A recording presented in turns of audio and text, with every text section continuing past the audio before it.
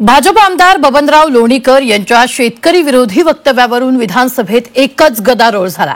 लोणीकरांनी माफी मागावी अशी मागणी विरोधकांनी केली, मात्र लोणीकर यांनी आपण शेतकऱ्यांचा अपमान केला नसल्याचं म्हणत सभागृहात घुमजाव केला आणि त्यामुळे विरोधकांनी आक्रमक पवित्रा घेत सरकारवर निशाणा साधलाय।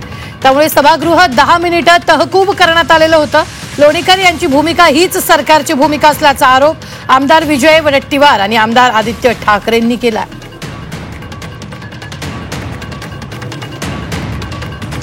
बोललो नाही। 40 वर्ष मी राजकारणामध्ये आहे। अध्यक्ष महोदय, सभागृहाला माहिती द्यायची आहे। अध्यक्ष महोदय, सभागृहाला माहिती द्यायची आहे। 13 कोटी जनतेचं हे सभागृह आहे। या उच्च सभागृहामध्ये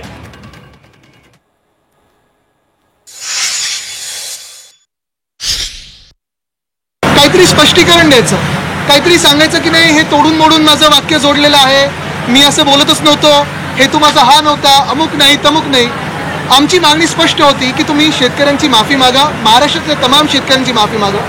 ते काही मागायला तयार नाही।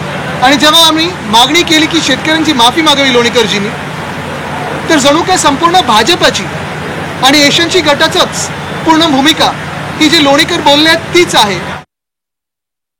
समस्त शेतकऱ्यांचा अपमान लोणीकरांनी केलेला आणि म्हणून आमची मागणी होती की तुम्ही माफी मागा।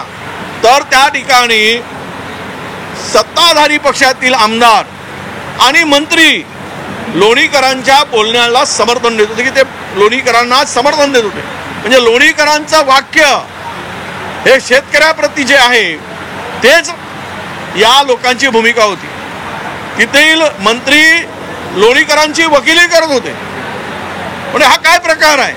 म्हणजे यांची भूमिका, लोणीकरांची भूमिका म्हणजे सरकारची भूमिका आहे का? लोणीकरांचं वक्तव्य म्हणजेच भारतीय जनता पक्ष आणि महायुती सरकार यांची सुद्धा लोणीकरांच्या म्हणण्याला दुजोरा आहे का?